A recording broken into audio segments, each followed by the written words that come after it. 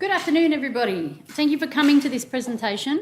My name's Phillippa Bourke and I'm a Liaison Librarian for the School of Life and Environmental Sciences, and I'd like to welcome you to this presentation on theses containing publications. So this presentation is going to comprise two parts.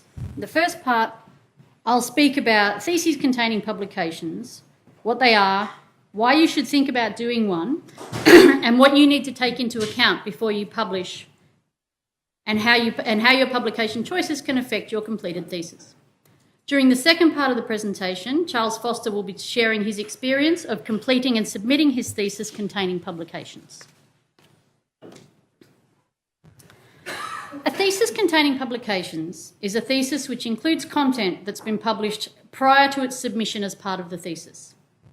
A thesis containing publications must still meet the same requirements as a thesis which doesn't include publications and is also examined using the same criteria.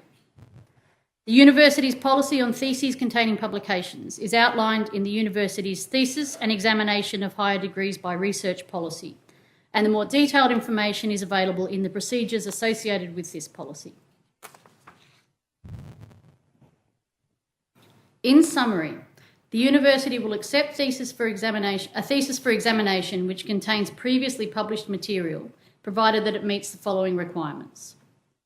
The thesis needs to be a consistent, coherent, unified whole. The publications in the thesis need to relate to research undertaken during your candidature and published during your candidature. The thesis also needs to include an introduction and conclusion in addition to the published articles, and the introduction and conclusion need to state the aims of the research and provide context.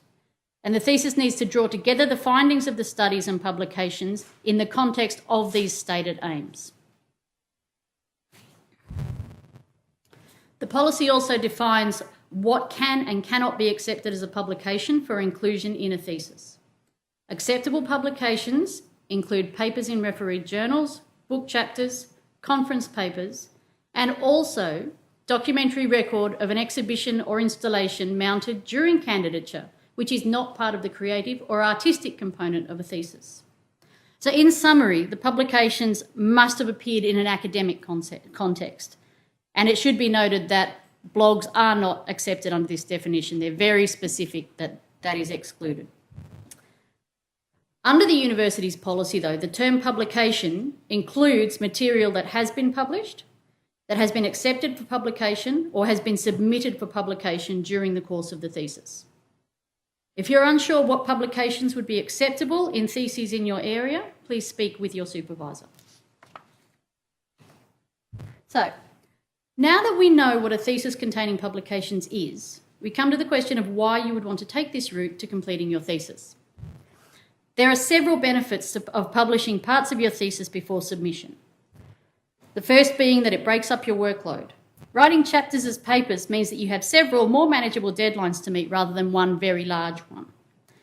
Also, when you meet these deadlines, you'll have a tangible outcome from your hard work.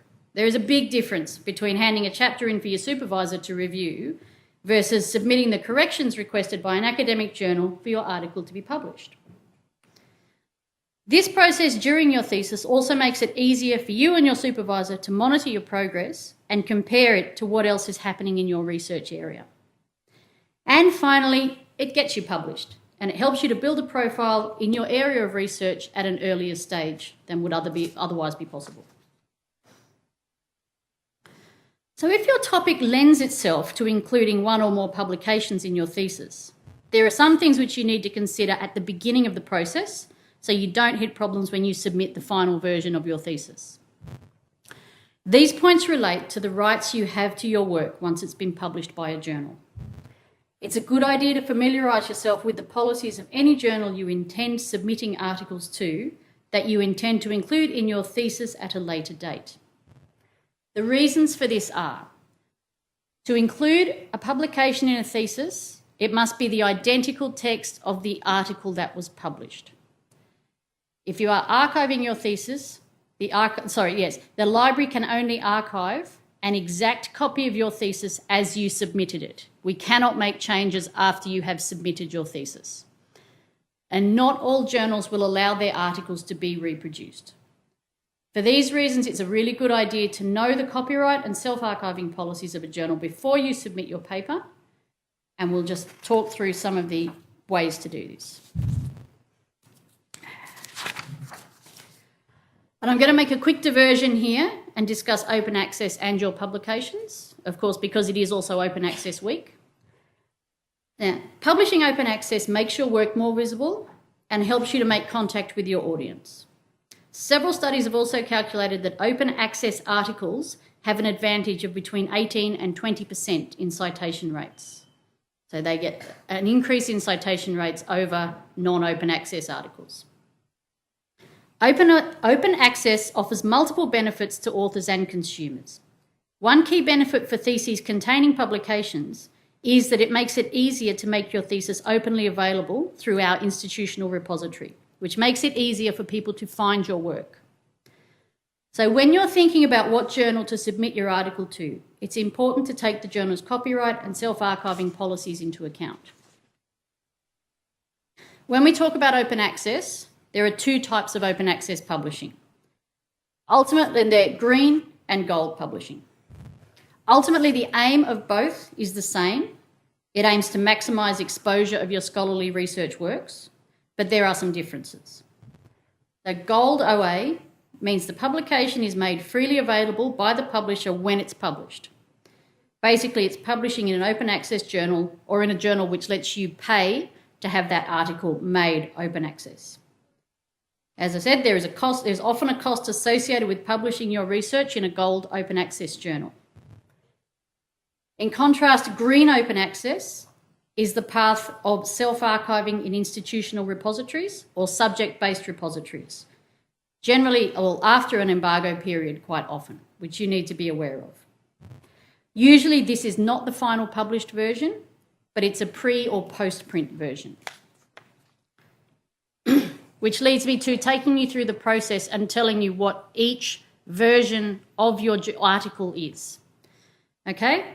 So the preprint is the pre-refereed version of a scholarly paper that precedes publication. The preprint is what's submitted to the publisher. The postprint is the final draft. It's also called a manuscript version, and the version after it's been refereed, but before it's been typeset by the publisher. The publisher's version is the version as published in the journal. So that's the very lovely, nice-looking one. Most publishers will actually only allow a post-print version of a paper to be archived in an open access repository. And a reminder here, whenever you are getting published anywhere, please keep a copy of the post-print version of your articles, because these are the ones that are easiest to put into repositories. So, when you've had a look through and picked some likely journals that you may want to get published in, form a short list of journals and check whether they allow open access publishing. This is a tool that the library recommends called Sherpa Romeo.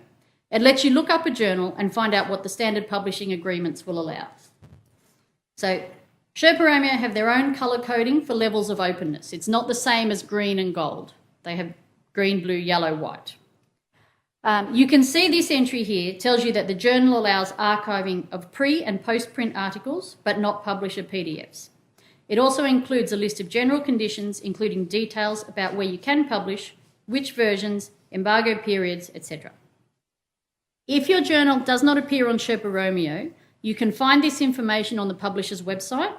It's also worth checking your own publisher's agreement if you get to that point with a publisher to check whether it has differed from the standard that you've already checked.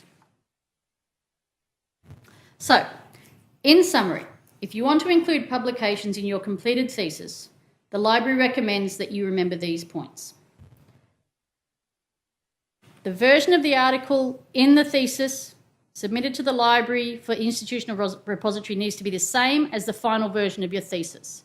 If you submit the final publisher's version with your thesis, that is the one that we will have to submit into the library repositories. So you need to, if you do that, you can limit whether you're able to actually make your thesis open access. Ideally, you should use the version of must use the version of your article that the publisher allows you to include in your thesis. If possible, use a version that can be made open access as part of the thesis. So, you also need to do your homework, which is check Sherpa Romeo when you're picking journals, look at publishing agreements and guidelines on the publishers' websites, and check which version of the article can be included in your thesis. Sometimes if you have already published an article, your publisher may ask you to clear the rights to use your article in your thesis via rights link. If this happens, yes, you just follow through those steps, and most publishers allow rights for thesis inclusion as a matter of course. But you may not be able to make it openly accessible. If you can't clear the rights through either of these ways, contact the publisher and talk to them about it. If you have any other questions, please visit the library's website. We have a copyright page as shown on this link, or contact the library via email on copyright@sydney.edu.au with any other questions. So in conclusion, it's important to remember that if you do go down the path of including publications in your thesis, doing some preparation at the very beginning will help your work reach the widest possible audience and avoid problems when you're ready to submit your thesis. I'll now hand over to Charles to share his experience of completing his thesis containing publications. Thank you. To anyone who's hopefully listening online later. So I'm going to be talking to you about theses containing publications, and in particular, my experience with it throughout my PhD. So first I'll give you a brief summary of my research history to date, and it'll become clear why later. And then I'll talk about more specific things to do with theses containing publications. So why I chose to do this strategy, what some of the benefits were, what some of the challenges were, and finally, my recommendations if you choose to take this course. So my entire tertiary education has been at the University of Sydney. I began my undergraduate science degree here in 2009. Then in 2012, I began an honours research year in plant molecular systematics. Then after a short break in 2014, I began my PhD here in the School of Life and Environmental Sciences.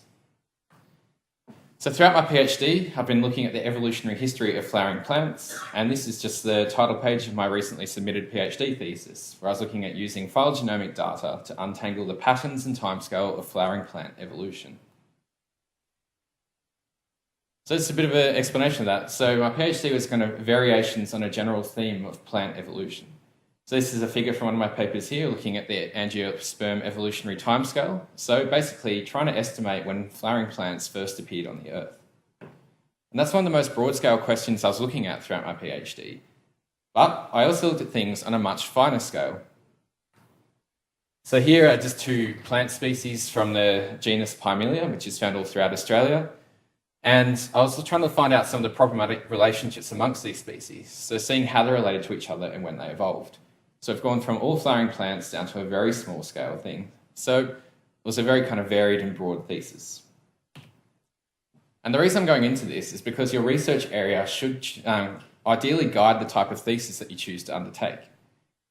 So if you envision your thesis is going to have one long experiment, for example, in the first year, you're developing methods, second year, you might be improving them, and then towards the end, actually getting results out of it, followed by thesis writing.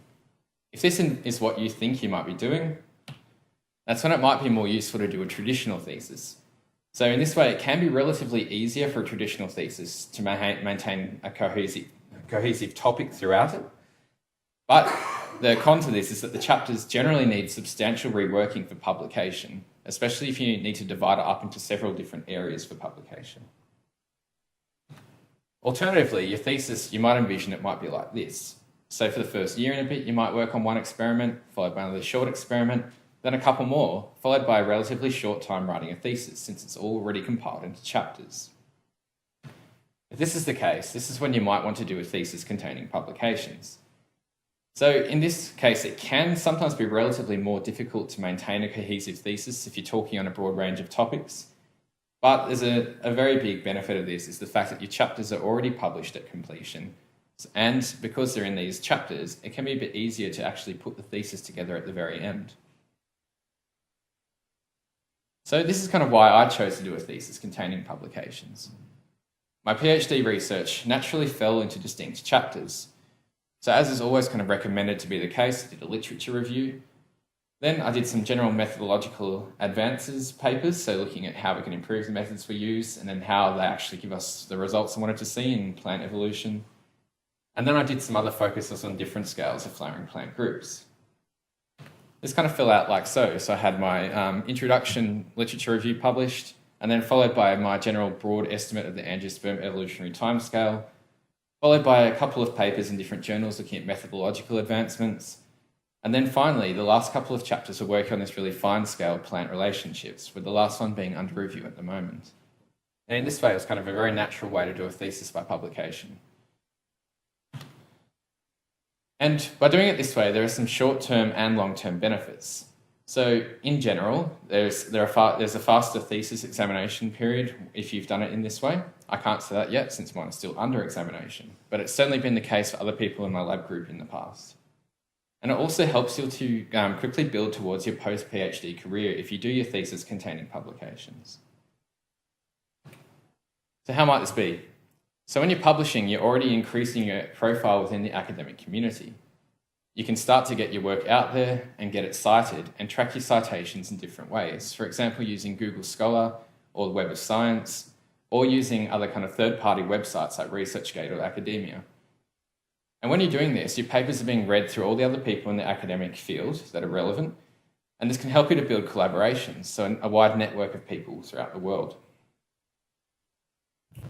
It can also be key for some of the postdoctoral job applications you might want to do. This is an example of one I applied for just a little while ago, where I was asking for a 2-page max CV with the number of citations and your H index from Google Scholar, as well as your degree, and a full list of publications, including in press or submitted. And you can imagine if you're doing a thesis the traditional way and you don't have any publications yet, it would be very difficult to get this kind of job. And here's a kind of an example of my experience at a conference where it was kind of tangible benefits from already having my work published. So I was invited to present at the International Botanical Congress in Shenzhen, China, which was just earlier this year.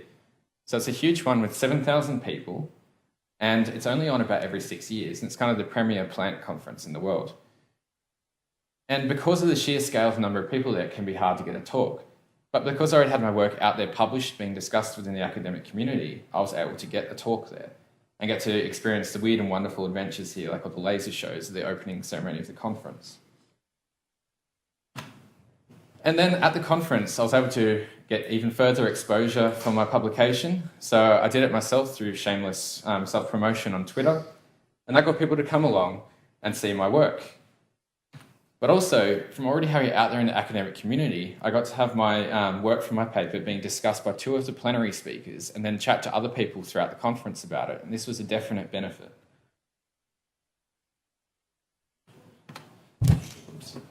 So there still were some challenges of doing a thesis containing publications. So one of the obvious ones is time management of multiple projects. So if you're doing projects, even if they're similar, they're not going to be exactly the same. So you need to master different skills concurrently.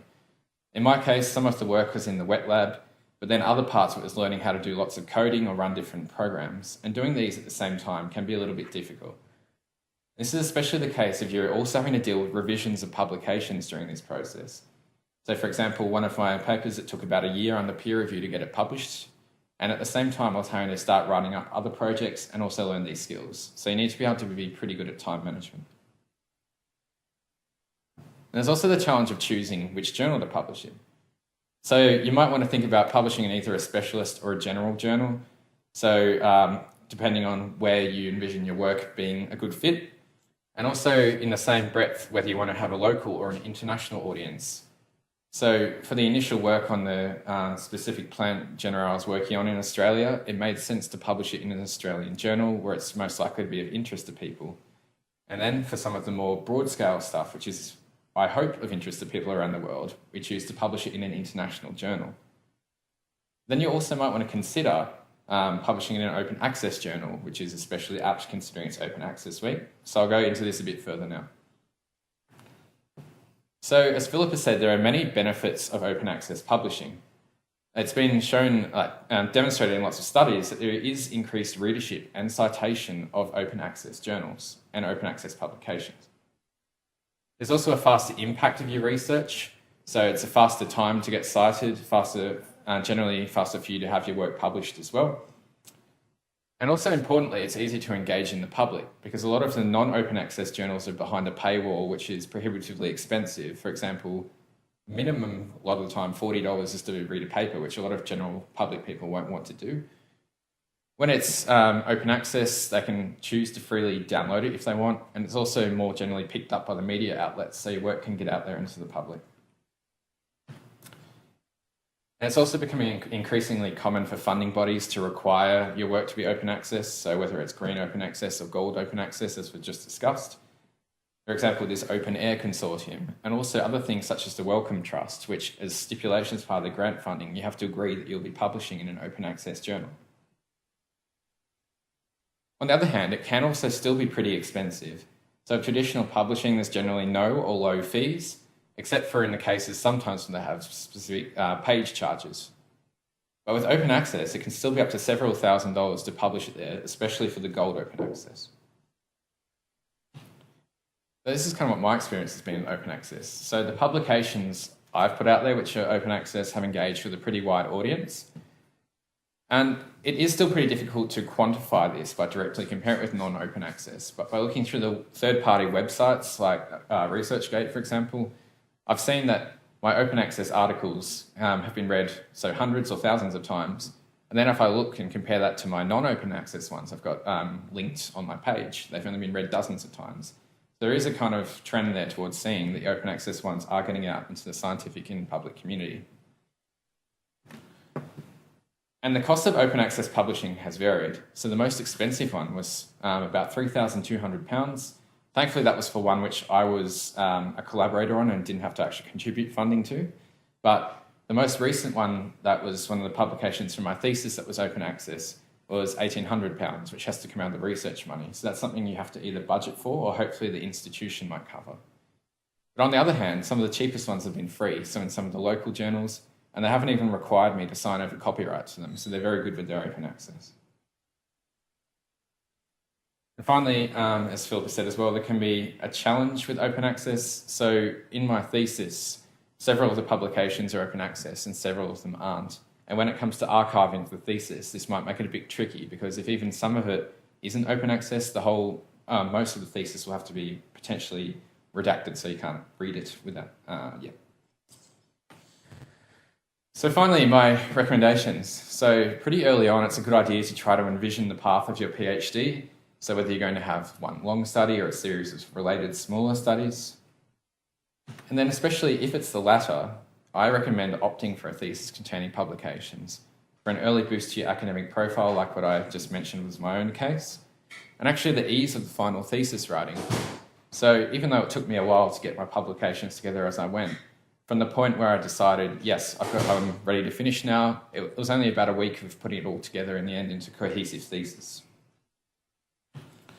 And finally, if funding is available, you should opt for open access for the benefits I just mentioned in terms of increased readership and citation and public engagement.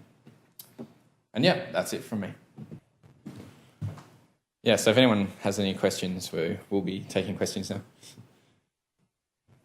Thank you for the presentation. It's very informative. I'm actually doing a thesis containing publications. I was just wondering if the university has any policies to how many is sort of enough for the thesis.